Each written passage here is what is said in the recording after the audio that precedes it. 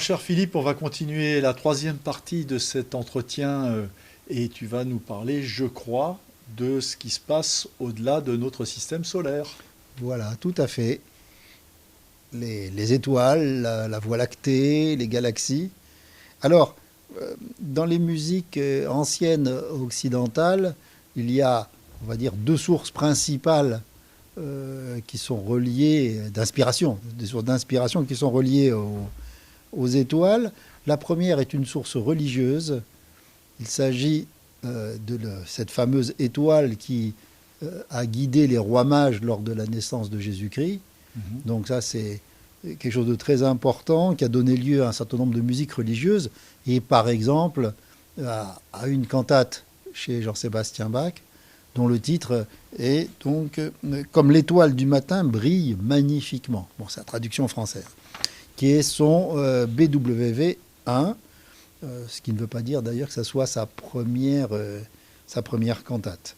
Sinon, la deuxième source importante d'inspiration a été le sentiment amoureux et l'identification de l'étoile à la belle dame aimée. L'être aimé. L'émerveillement en fait du ciel étoilé étant associé à l'émerveillement amoureux. Mhm. Alors, ceci, on le trouve beaucoup à l'époque baroque. Je vais en citer un exemple chez le compositeur italien Claudio Monteverdi.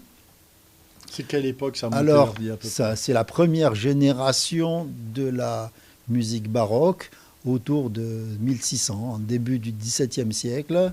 Par parenthèse, Claudio Monteverdi nous a donné un Orfeo qui est le premier opéra qui soit vraiment resté au répertoire d'une manière assez courante encore aujourd'hui. Donc c'est vraiment un compositeur extrêmement important. Il a écrit aussi beaucoup de pièces qu'on appelle des madrigaux, dont beaucoup sont des pièces qui sont uniquement pour des chœurs, qui sont des chœurs de solistes. Et d'autres d'ailleurs sont pour chœurs et instruments. Là, il s'agit d'un madrigal que vous allez entendre uniquement au chœur, qui s'appelle Sfogava con le stelle, se confiant aux étoiles, qui est écrit sur un poème d'un poète très connu de l'époque qui s'appelait Rinuccini. Et vous avez vraiment cette comparaison entre la belle et le ciel étoilé.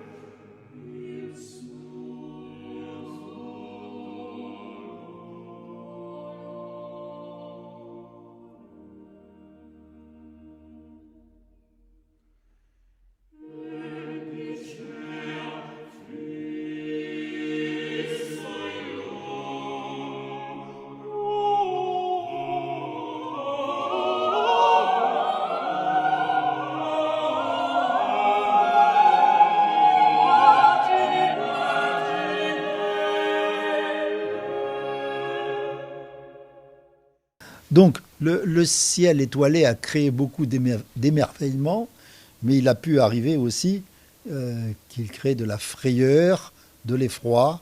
Et on pense évidemment à la célèbre citation de Blaise Pascal, le silence éternel de ces espaces infinis m'effraie.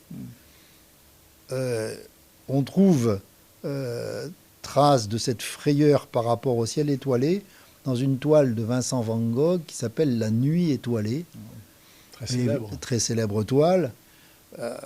Bon, évidemment, Vincent van Gogh a dû se suicider d'ailleurs peu de temps après, donc il est dans une souffrance psychologique sans doute extrême. Alors, cette œuvre a inspiré le compositeur français Henri Dutilleux dans une œuvre pour orchestre qui s'appelle Timbre, espace, mouvement, ou La Nuit étoilée, œuvre qu'il a écrite en 1978. Et donc, où il a manifestement, je trouve, trouvé des équivalents à ces espèces de spirales que l'on voit dans la toile de Van Gogh. Ceci par des solos de divers instruments à vent, le cor anglais, la trompette par exemple, qui reprennent une mélodie mais d'une manière toujours différente et qui est une mélodie tournoyante à partir d'une seule note, qui est un la bémol, je crois. Et voilà, on a vraiment l'impression d'avoir l'équivalent auditif de ces spirales. Voilà. Et toi, alors, par exemple, un compositeur comme Henri Dutilleux, tu le classerais dans quelle catégorie de compositeur? Alors, Henri Dutilleux, il est quand même tout à fait, je trouve, à l'écart des écoles. Il a gardé toujours son indépendance j'allais dire, dans les combats esthétiques des dernières années. Mais Il y a quand même une grande filiation aussi avec la musique impressionniste ou les compositeurs. Oui, tout à fait. Il est parti de là. Il est parti de la musique française de l'avant Deuxième Guerre mondiale. Il est vraiment parti de là. Mais en ajoutant d'autres influences, en particulier celles de musiciens sériels comme sans doute Alban Berg, dont certains de ses fragments de musique peuvent se rapprocher, par exemple. Alors moi j'ai une petite anecdote ou un petit commentaire à faire par rapport à Henri Dutilleux et l'influence de sa musique sur les musiciens de jazz. Il se trouve que en France, nous avons à Paris en particulier un trompettiste de jazz qui s'appelle Jean-Loup Longnon, qui est un formidable trompettiste de jazz et qui écrit de la musique. D'ailleurs, c'est intéressant parce qu'il est très bon pianiste, très bon trompettiste, mais totalement autodidacte dans sa manière d'écrire la musique. Il n'a pas pris de cours, il le fait de manière très, très autodidacte. Et il avait une véritable fascination pour Henri Dutilleux. Comme beaucoup de musiciens de jazz d'ailleurs. C'est les musiciens impressionnistes et les musiciens dans cette lignée ont un discours harmonique et orchestral qui plaît beaucoup aux musiciens de jazz. Et donc Jean-Loup Longnon a écrit une œuvre il y a de ça une bonne vingtaine d'années qui s'appelle L'Ours et qui est en référence directe à l'œuvre de Dutilleux. Il a d'ailleurs rencontré Dutilleux, il le connaissait assez bien et lui vouait une admiration incroyable. Et Dutilleux était assez ému par ce musicien de jazz qui lui rendait hommage de cette manière-là. Et j'encourage les auditeurs à écouter ce morceau, L'Ours de Jean-Loup Longnon, qui est vraiment très très bien, très beau et très intéressant. Mais Dutilleux a écrit un ballet qui s'appelle Le Loup d'ailleurs. Ah ben voilà. Donc, pour revenir à la nuit étoilée de Dutilleux, tu parlais de ces spirales. Moi, il y a une chose aussi qui m'a souvent interpellé dans la musique de Dutilleux, c'est son sens de l'orchestration. Il utilise beaucoup les bois, en particulier, et des cellules de bois harmonisés qui sont assez spécifiques à sa musique. Oui, on reconnaît bien son langage. C'est sûr qu'il a sa palette à lui, sa manière d'écrire qui fait qu'on le reconnaît assez vite. Je pense que cette utilisation des bois, d'ailleurs, lointainement, elle vient de Stravinsky, elle vient du début du Sacre du Printemps, qui a tellement impressionné beaucoup de compositeurs, à juste titre.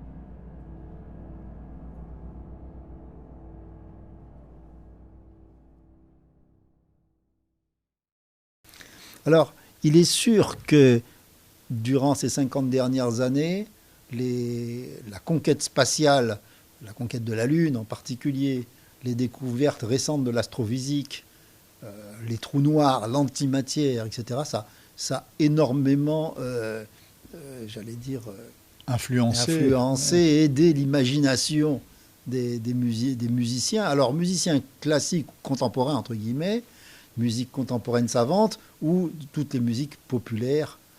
Donc, il y a un répertoire énorme. Évidemment, ce n'est pas possible même de donner un petit échantillon de tout cela. Juste citer peut-être deux compositeurs, quand même, Olivier Messiaen, d'une part, par exemple, pour son œuvre Des canyons aux étoiles, qu'il a écrite en 1972, je crois. Qui était une commande du gouvernement américain, me semble-t-il. Hein. C'est ça. Donc, splendeur de la nature, splendeur des canyons américains et splendeur du ciel étoilé, sans doute. Avec ce côté un peu mystique de Messiaen, qui était très mystique de Messiaen, ce côté catholique. D'ailleurs, où l'étoile, dans le sens que j'ai évoqué tout à l'heure, le sens religieux apparaît dans son œuvre. Et puis un deuxième compositeur qui est le compositeur anglais Thomas Hadès, compositeur contemporain, qui a écrit une œuvre qui s'appelle Polaris, il y a quelques années, qui est une belle œuvre orchestrale inspirée par l'étoile polaire. Tout à l'heure, tu me parlais aussi on n'est plus dans la musique classique, mais d'une œuvre qui a été écrite par un groupe de pop. Ah oui, le Dark Side of the Moon, évidemment, c'est un album tout à fait mythique. Une référence. Par exemple, oui. Bah oui, la face cachée de la Lune. Je voulais terminer par l'évocation d'un autre compositeur, qui est le compositeur polonais Henryk Górecki, qui est un beau compositeur de l'école polonaise et qui a écrit une symphonie numéro 2 dédiée à Copernic pour le 500e anniversaire de sa naissance. Donc c'était en 1972. Et nous allons écouter plus spécifiquement la fin de cette symphonie, fin qui se fait dans des dimensions extrêmement étirées du temps, sur simplement 2 accords. Un premier accord qui donne lieu à une immense arche sonore, grand crescendo immense qui vient de très loin puis qui repart, et un deuxième accord au contraire beaucoup plus plat si on peut dire, simplement ponctué de quelques percussions de piano dans le grave. Et sur la vidéo, ça correspond à un retour sur la Terre d'ailleurs. Donc ça clôture ce grand voyage interstellaire. Je trouve que c'est de la très très belle musique qui, à partir d'une conception compositionnelle assez simple, voire très simple, arrive à nous toucher par la force de la réalisation orchestrale. L'émotion créée par la musique. L'émotion et ce sentiment d'infini, de grandeur créé par ces grandes nappes, ces musiques de grandes nappes sonores que l'on trouve d'ailleurs dans les musiques contemporaines ou dans les musiques entre guillemets actuelles. C'est toujours cette idée d'avoir ces grandes nappes sonores avec qui remplissent l'espace sonore avec beaucoup de sons qui miroitent, qui scintillent.